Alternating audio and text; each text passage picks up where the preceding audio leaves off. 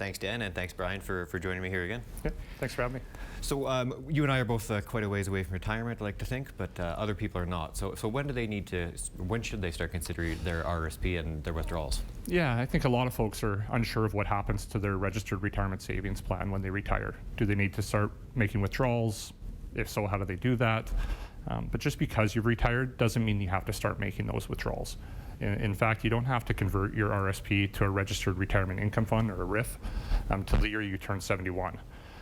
Now that's important because once you convert your RSP to a RIF, there are annual minimum withdrawals that are required. Those are based on your age, they grow over time, but those withdrawals are fully taxable when you make them. Are there situations when somebody might want to consider making that conversion from an RSP to a RIF before 71? Yeah, absolutely. I mean, if you haven't turned 71 yet, but you don't have enough income from other sources, of course, you might want to consider converting sooner.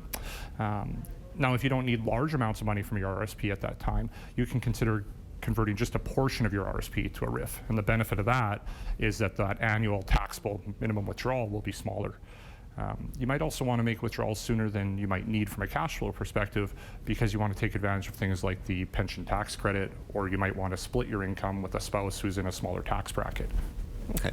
And are there times when somebody might choose to withdraw more money than the minimum? Yeah, I think there's a lot of scenarios where that could apply.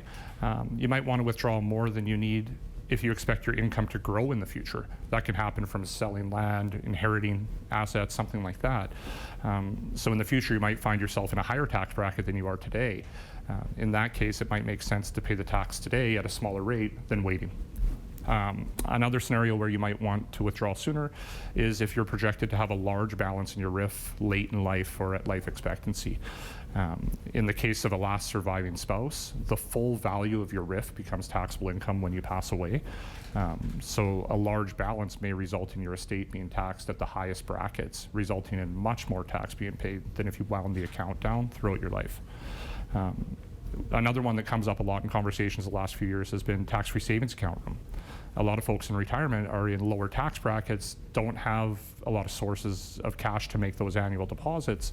It might make sense for them to take a little extra out of their RIF each year to fund their TFSA, growing their net worth over time. So there are plenty of scenarios here, or plenty of aspects that people should consider, and we suggest consulting with a certified financial planner to help you make that decision. Great. Thank you very much for that advice. That's a lot for people to think about no matter what age they are. So. All right. Thanks, Brian.